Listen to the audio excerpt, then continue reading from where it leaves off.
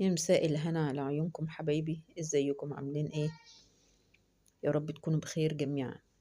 ايه رأيكم في التحلية الجميلة ديت؟ تحلية يعني في منتهى السهولة والبساطة، ومش بتكلفنا كتير الحمد لله.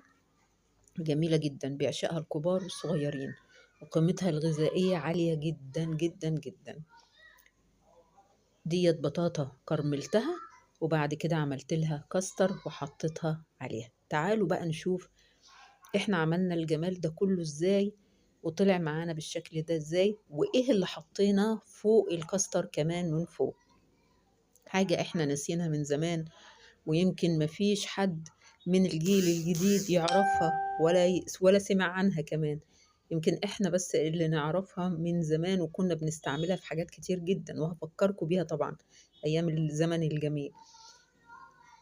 ندخل بقى على مطبخنا ونقول بسم الله ونصلي على رسولنا الكريم عليه أفضل الصلاة والسلام. تعالوا نشوف، أنا معايا 4 كيزان بطاطا، بس محترمين يعني ماليين مركزهم كده، حاجة كبيرة يعني ما شاء الله عليهم. هم ال4 معاهم 2 صغيرين بس، وزن 2 كيلو ونص، يعني حجم محترم، مش صغيرة ولا وسط كمان، لا حجم كبير. انا اتقصدت ان انا اجيبها كبيرة، لان انا عايزة استخدم اللحم بتاعها. ودايما تلاقي الكبيرة بتستوي قبل الصغيرة دايما، وبتديكي كمية بطاطا اكتر بكتير. تعالوا بقى نشوف احنا عملنا فيها. طبعا غسلناها غسلة محترمة جدا، وانا بحب انضفها بالسكينة. يمكن انتوا هتلاقوني انا مجرحة فيها حتت اهوت، لما بلاقي فيها بقعة مثلا لون غير لون البطاطا، تلاقيني بشيلها بالسكينة مش بسيبها، مع ان كده كده احنا هنرمي قشرها، بس انا ما بحبهاش غير كده. انا جبت الطاسه بتاعتي وحطيت في قلبها كوبايه ميه صغنونه قوي من اللي بنعمل بيها القهوه، ورصيت البطاطا بتاعتي ال4 كيزان، وحطيت عليهم قيمه 5 معالق سكر. ورحت جايه زي زمان زي ما كنا بنعمل كده، ورقه كراسه عندك، ورقه زبده عندك، اللي عندك موجود هتشتغلي بيه. بلتها كده تحت المية خفيف، وحطيتها فوق البطاطا، وغطيت البطاطا. بمجرد ما هتغلي معايا البطاطا، هروح مهدية عليها النار شمعة، واسيبها بقى تتكرمل. على ما هي تتكرمل بقى، انا هعمل ايه؟ معايا نص كيلو لبن بالظبط، يعني كوبايتين. حطيت عليهم معلقتين سكر بالظبط، وحطيت عليهم معلقتين ونص كاستر، مش معلقتين بس، لا معلقتين ونص كاستر. وهبتدي ادوب دول، ده كله على الساقع، انا لسه ما فتحتش النار عليهم خالص. بدوبهم، بتعامل معاه كأن بالظبط بالظبط انا بعمل مهلبية نشا، لان الكسر والنشا زي بعض، بس هو بيفرق في اللون والطعم يعني. يعني ممكن تعملي الوصفة ديت بالنشا العادية، نشا الذرة، تعمليها عادي جدا، وهتطلع في منتهى الجمال، وتطلع معاكي بنفس اللون وبنفس المنظر اللي احنا عملناه. حطيت كيس فانيليا عشان يدي ريحة حلوة.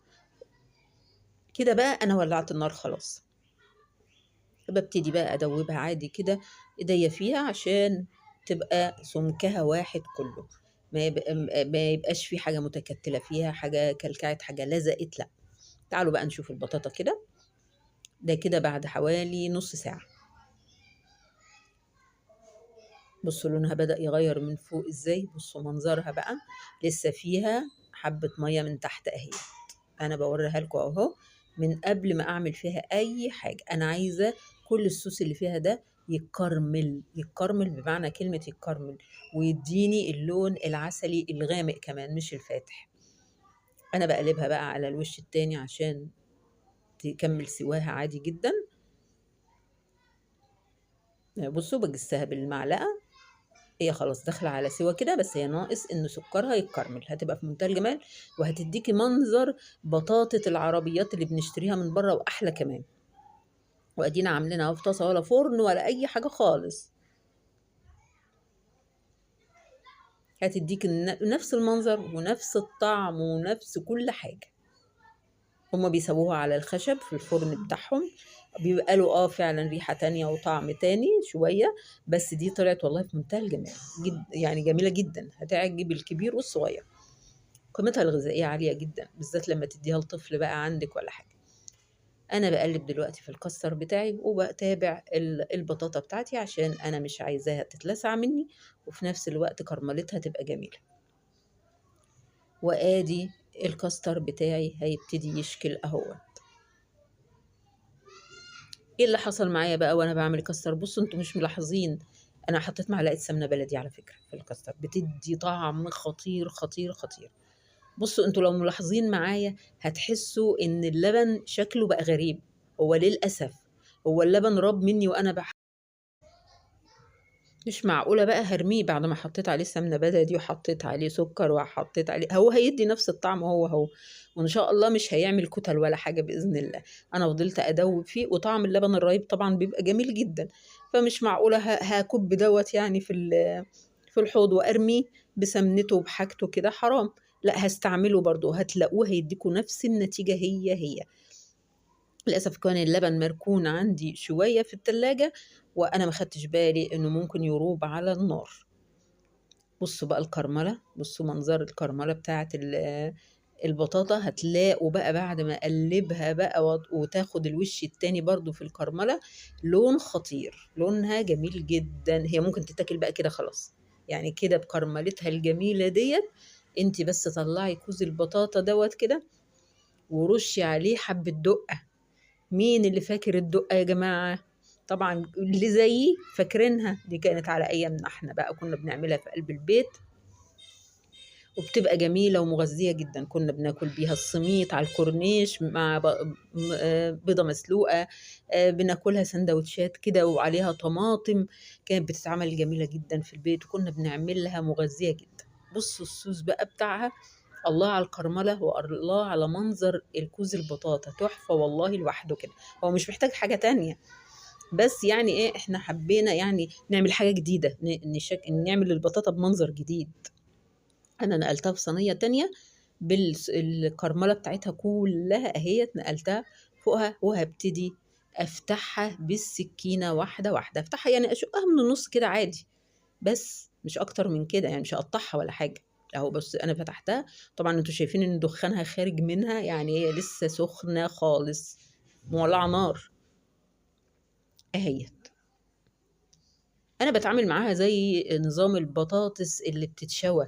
عارفين البطاطس اللي بتتشوى ونفتحها كده ونهرسها بالشوكة وهي في مكانها زي ما هي دواير كده. يعني بنقطع البطاطسية اتنين، تكون البطاطسية كبيرة قوي، نقطعها اتنين ونشويها ونفتحها كده. انا مسيري اعملها معاكم. وبنحط عليها ساعات معلقة سمنة بلدي مثلا، بنحط عليها جبن مثلا، بنحط عليها يعني ممكن تعملي لها خلطة جميلة جدا البطاطس ديت، وتدخل تحت الشواية تطلع بمنظر جميل جدا جدا جدا. المحلات كلها بتعملها بره وبتبقى مكلفة جدا، لا احنا بنعملها في قلب البيت وبتبقى جميلة جدا جدا. بصوا بقى انا بهرسها، بجيب اللحم كده بخرجه بعيد شوية عن القشر بتاع البطاطا، وبهرسه كده بحيث ان هفرده عشان تبقى القاعدة مسوية عندي اللي هينزل عليها الكاستر بتاعي اهي. بس كده انا بهرسها كده، بعملهم كلهم زي ما عملت اول واحدة وتاني واحدة كده. بشكركم جميعا حبايب قلبي، وبشكر كل اللي بيدخل لي وبقول له والله انت بتنورني، وبشكركم على كلامكم الجميل وتعليقاتكم الجميلة اللي بتشجعني، وبرحب بالمشتركين الجداد اللي عندي، واقول لكم استحلفكم بالله اوعوا تنسوا اللايك. لو عجبكم الفيديو ما تبخلوش عليا باللايك، حطوا اللايك عشان اللايك بيرفع الفيديو وبيخلي فيه عدد كبير من الناس بتشوفه وتحب تدخل القناة. أهلا بكم جميعا، وليلة جمعة مباركة عليكم جميعا حبايبي، حبايب قلبي كلكم، نورتوني كلكم.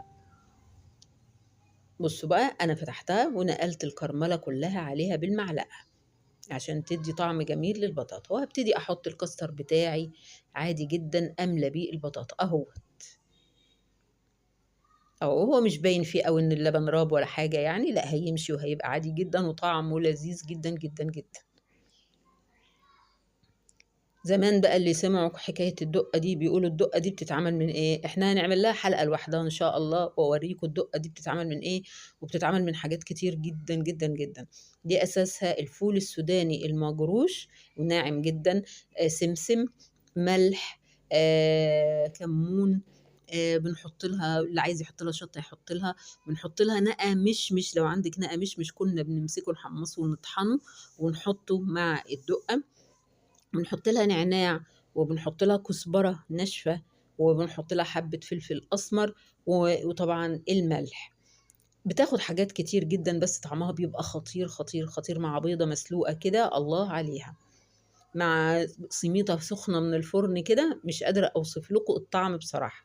إحنا اللي عارفين الكلام ده بتوع الزمن القديم، بتوع الزمن الجميل. والله كانت حاجات جميلة جدا وبسيطة وجميلة. أنا بقى بعمل إيه دلوقتي؟ برش سكر على وش الكاستر. انتوا هتقولوا لي هي ناقصة سكر، هقول لكم البطاطا عسلها فيها ماشي، الكاستر مش محلي خالص، يعني المعلقتين السكر اللي اتحطوا مش محليينه خالص، لا هو كان عايز سكر اكتر، فانا طبعا قللت السكر فيه عشان اسيب مكان للسكر اللي هيتحط على الوش. ورغم كده هيطلع بعد ما يدخل تحت الشواية سكره يا دوب على القد والله، وبالظبط معقول جدا. محدش يقول ابدا انه كتير، سكره كتير ولا حاجة. السكر ده هيخلي الكاستر بتاعي هيحمر، هيدي منظر جميل. بصوا بقى عمل ازاي اهو، مكان السكر ما ترش كده عمل منظر. انا كنت اقدر اسيبه اكتر من كده يدي اللون البني، بس انا ما كنتش عايزاه يدي اللون البني، انا عايزاه الاصفر الفاتح كده المدهب،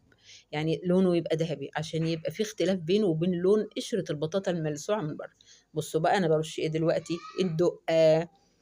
الدقة ديت بقى هتعمل تعادل خطير خطير خطير. وكل ما تقابلك معاكي كده حتة بطاطا بالكاستر بالعسل بتاعها، وكمان هنحط كمان، هتشوفوا في الآخر هنحط معلقة عسل أسود على علبة بطاطا بعملها لبنتي وهي رايحة للمدرسة.